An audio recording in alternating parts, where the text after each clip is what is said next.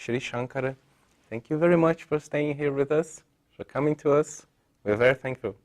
Namaste, Mr. Marco. Namaste. I am equally grateful to you for having invited me to your television station. Thank you for the opportunity. Thank you very much.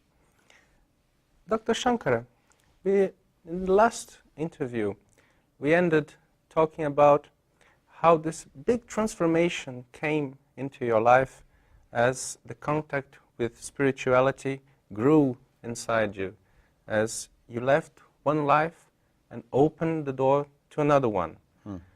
Sometimes this can be seen as the death of someone and the reborn of someone else. Yes.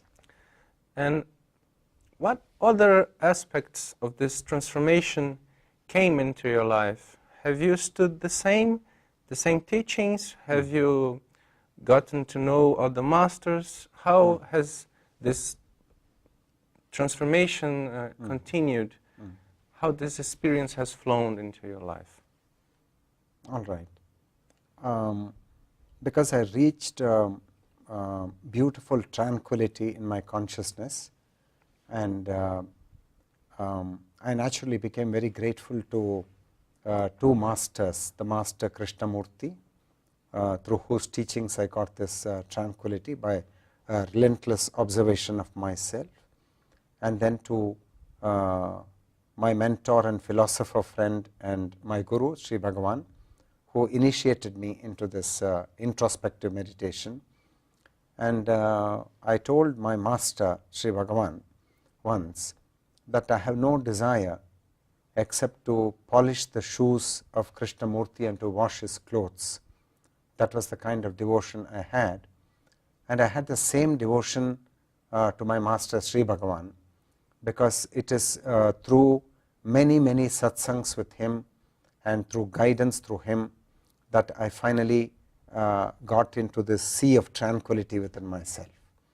And so I felt called upon to enter into the spiritual field, which in India is called dharma, or dharma, which means moral order, or an order in life based on an awareness of the divine and based on self-abnegation. That is, you give up the ego and you give up the little self, and then that order, that new order, is called dharma. Which is something common to all religions from absolutely, India. Absolutely, that's the essence of all religions. And so entered into that dharma, and I wanted to build a school because I knew that my master Sri Bhagavan, he was very gifted, and but he was not recognized in school, and so I built the school with a strong feeling that what happened to my guru should not happen to other gifted children. That's why I built that school. Honestly, I had no axe to grind, I had no ulterior motives, nothing to gain from it. So I built that school, and because I was so inspired by Krishnamurti, and the awakening of intelligence happened to me, and so the philosophy of the school was the awakening of intelligence, to see whether that can happen to other children if you start speaking about it, and if you kind of bring them up in a different way, and then eventually so that you come on the true spiritual path called dharma. We built that school, and in that school we developed, we got a new kind of divine grace in the form of spiritual awakening, and we wanted to share that with the world, and therefore the work was shifted from educational work, which was in the school. Spiritual educational work took another turn, and then it had to become spiritual work for the welfare of the world. So here again was another transition, one chapter closing down and a new chapter beginning, constantly learning. Learning is the thing which is like a common denominator in all the chapters of life, constant learning. And how is your relation? We talked a lot about Krishnamurti, and how's your relation with Sri Bhagavan? What does he mean to you, and does he still follow you in your heart? You still follow him? Of course, I am ever grateful to him, because in my younger years he initiated me into the spiritual life, and for which I will always be grateful to him.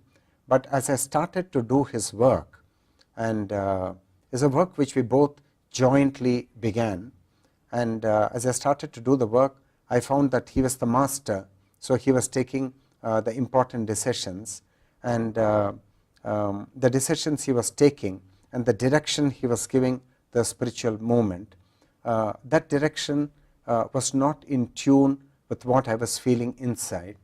And so at one point I had to kind of decide whether I will be a hypocrite and go with my master, because my master has given a certain direction to the spiritual movement, and then go on serving him, or whether I will decide to take a break from my master's path and then once more turn inward, as happened when I went to Bombay to the Tata Institute. There was a crisis, I had to turn inward.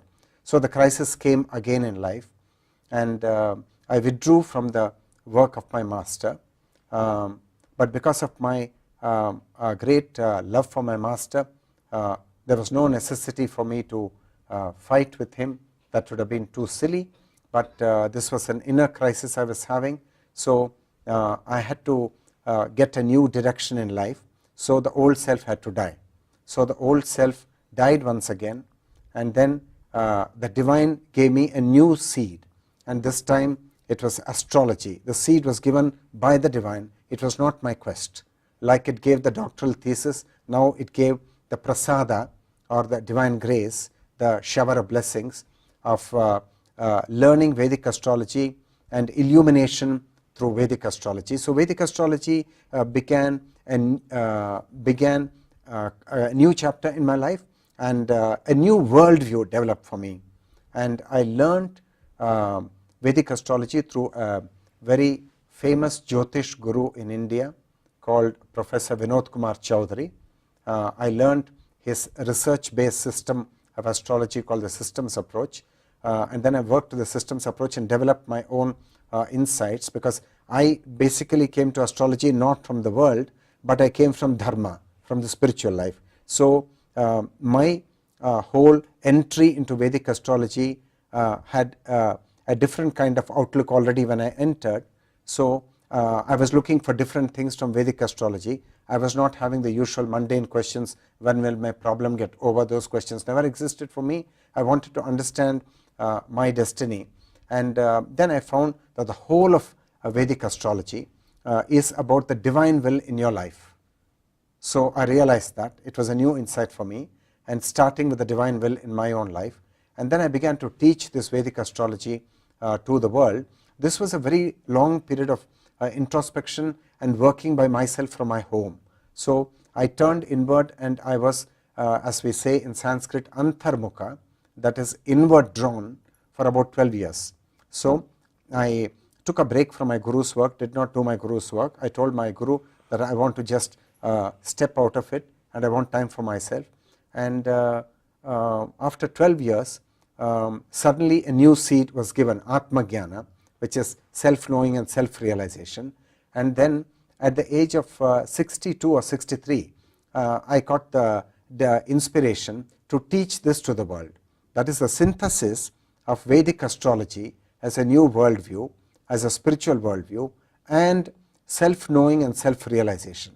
Because in the previous chapter, for 12 years, I was just contemplating, being by myself.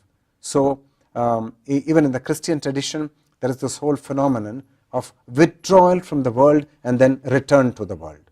So I withdrew from the world, I withdrew from my master's work to have more clarity, and then after 12 years, a new chapter begins where I want to come back to the world, and I'm not going to repeat what my master's movement is teaching the world. I found the new light, I found the clarity myself by standing alone, and by putting aside everything which was in conflict with the self.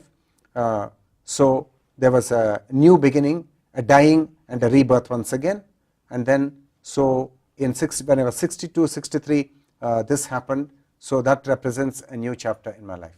This is so rich, so interesting. We'll have a small break and we'll return in a few. A gente já vai retornar. Estamos tendo uma conversa interessantíssima sobre a astrologia védica e o quanto isso significa na vida e no mundo. Estamos aqui continuando uma conversa fantástica com Sri Shankara, Dr. Shankara. And Dr. Shankara, you were telling us about Vedic astrology. Usually we in the West are more interested in knowing about relationships or about job opportunities and things like that, and we do our maps in astrology, in the Western astrology. So how does the Vedic astrology differs from that in the West? And I was very interested, particularly at one point of your lines, that you said that Vedic astrology was a very good instrument to know the duty of your own life, your mission in life. Yes. How can a Westerner reach that? How can we reach your teachings in Vedic astrology? Okay. Actually, I am not competent to comment on Western astrology because I have not studied and researched into Western astrology like I have studied and researched into Vedic astrology. But I know that Vedic astrology has got two very powerful fruits, and one is predictive capability. Vedic astrology can make predictions as to what lies ahead of you in your life, and then the other fruit is remedial measures.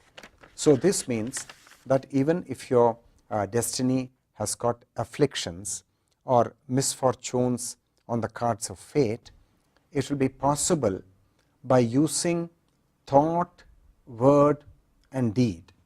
Thought and word means mantric power. Mantra is something which is actually like a capsule of thought and feeling, and when you utter that mantra or the thought and feeling with certain intention, then the thought and feeling which are very powerful like a pencil of laser light, they can go and do work in the world, including the work of repairing and changing your destiny. But the magnitude of repair and the magnitude of change is not to the same extent for all individuals. If an individual already has a very blessed horoscope, and because the horoscope is the mood of God at the time and place of birth, then he will have greater capability to use thought, word and deed to repair his destiny and to improve his destiny. So I call this the second line of grace, and the horoscope already giving you the first line of grace. So, but for people whose charts are full of afflictions and difficult, then the repair cannot be so effective, or the result of the repair cannot be so effective. So you have amazing variety of horoscopes and variety of people and variety of destinies. Some destinies can be repaired and some destinies cannot be repaired. So we have to actually look at each chart individually to see if the chart can be repaired or the chart cannot be repaired. And both in Santiago along with Ricardo G, and now in Brasilia again with him together, I have been offering consultations to Westerners, Brazilians and Chileans, and last year to many people in Mexico and in Uruguay also. I find that Westerners are very sharp intellectually, they ask very good questions, and they are on a learning curve. But the question for me is whether they will become diligent enough to actually undertake the remedial measures and to do the remedial measures in order to improve their destiny, because then destiny really improves and you understand the destiny for the first time. You've got to understand it, then repair it, then improve it. All this has to be done. And I place the utmost emphasis on creating an intellectual conviction, because an intellectual conviction is such an integral part in the Hindu teaching on the path of understanding, because without an intellectual conviction, nobody entering into the path and doing an effort will be serious and will be diligent and will be dedicated. When there is no intellectual conviction, somebody will be on the path maybe for a month or 2 months, then they will abandon the effort because doubt will come and plague them, and the doubt will put an end to the effort. So it's very, very important to understand things very clearly so that all doubts are dispelled and there is full clarity, and then you start doing the remedial measures. Then you will not stop because of loss of confidence or loss of clarity or because of doubts. So I place a great deal of emphasis on the creation of this intellectual conviction, and which gives the utmost clarity, and then people start understanding their life. For example, yesterday I was talking to a very intelligent Brazilian, Ricardo J and myself. We were talking, and he had the intellectual Gemini ascendant, so his mind was very sharp.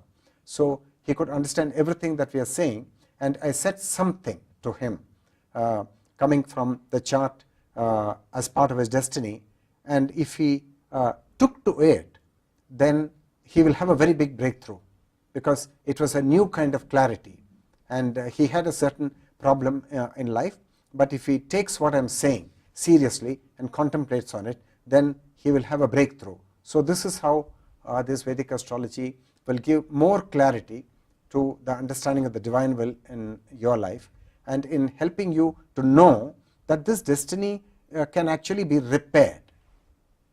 This is very interesting, because here in the West, we used to think about karma in an immutable way, in a way it does not change. But karma means action and its results. So we can act upon actions that we have done previously. Yes, exactly.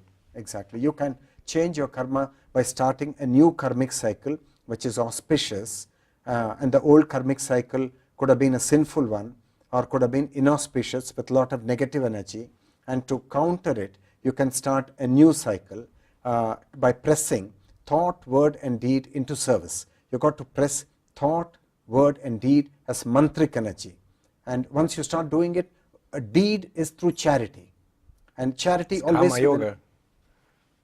with an intention, and then you will start seeing the results. And I think there is great hope in the West if people come on the path of understanding and start doing the remedial measures. Then they will have more clarity, and they will not be confused why their life is what it is. This is very interesting, because here we can see the scientist and the religious person coming together when you say that intellectual confidence is very, very important. I think that too, because doubt can arise at any time, and only through knowledge can we respond to doubt, although there is faith too. Exactly. And just for us to end, as you are a nuclear scientist and a physicist, there is a very important concept in the Vedic studies, which is Atma. Yes. And how does Atma goes along with the quarks and the quantic theory within a nuclear scientist? Science has been, because it's based on human effort and human understanding, it's been on a continuous path of evolution, and it's a result of man's study of nature through his senses, through what the eyes see and what the ears hear. So by observing nature very closely through the electron microscope and through the telescope, man is making various theories that nature ought to work like this, that the natural law for electrons has to be a Dirac equation, or it has to be a quantum field theory. So he's making theories, and he's ever looking for a kind of self-consistency in his thinking, so that there is no self-contradiction in his whole thought structure of the electron, or of his understanding of cosmology and astronomy, the galaxies, and he's on this path. And in the whole process, till quantum mechanics took birth, we completely forgot that the observer is central to his observations. Quantum mechanics it was realized that the observer is himself responsible for the regularities of his observation. And this is the most telling philosophical lesson from quantum mechanics and quantum field theory, that the observer enters crucially into what he sees to be reality. So what formerly we thought to be objective reality has actually turned out to be a subjective reality. And if we now shift and go to the Hindu world, the Hindus say that, take note of one thing, the universe exists only so long as you are in the waking consciousness. When you go to sleep, the universe does not exist, because you have to be there to project the universe through your eyes and through the nervous system. And then you may say that, okay, I go to sleep and the universe ceases to exist for me, but I can make my brother or sister be awake. And they will tell me, no, the universe was still very much present when you were sleeping, so the universe is an objective reality. Now the Hindu scholar, he comes back and he tells you, take note that a human observer was essential to validate the existence of the universe. And in the absence of a human observer, there is no cosmos, there is no universe. And this is the way we come to God. Exactly. Thank you very much, Dr. Shankara. Thank you for this this was wonderful a huge opportunity. pleasure to talk to you and to receive you here. I'm grateful for the opportunity given to me. I thank you, Mr. Marcos, and your TV station, and Ricardo G and Maristela G, my two hosts in Latin America. Thank Would you like to make your final considerations to our telespectators? Okay, in summing up, I would say that the spiritual path is not entirely one in which you can be totally irresponsible and throw the total responsibility on your guru or master and do nothing, do no sadhana, and do no thinking for yourself and be extremely passive. To me, that can't be a true spiritual path. To me, one has to be diligent, and one has to be active and think for oneself, and bring a spirit of inquiry and bring a spirit of understanding, not bereft of devotion, but devotion has to be there. It's very, very important. Devotion to the master and devotion to the divine.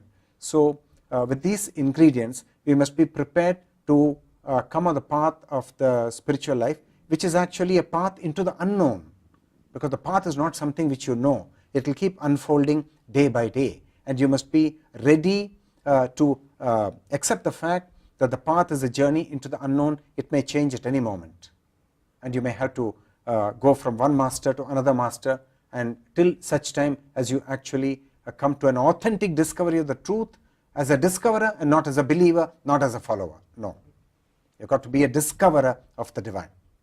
That's the culmination of the journey. Thank you very much. Namaste. Thank you very much. Namaste. Namaste. Esse foi o nosso programa Papo Suprem. Infelizmente vamos ter que terminar por aqui essa conversa maravilhosa. Fiquem sempre conosco. Foi um prazer tê-los com vocês também. Adeus. Não, deixa eu terminar diferente, ficou ruim. Essa foi mais uma maravilhosa conversa do Papo Suprem. Muito obrigado por terem ficado conosco. Até a próxima.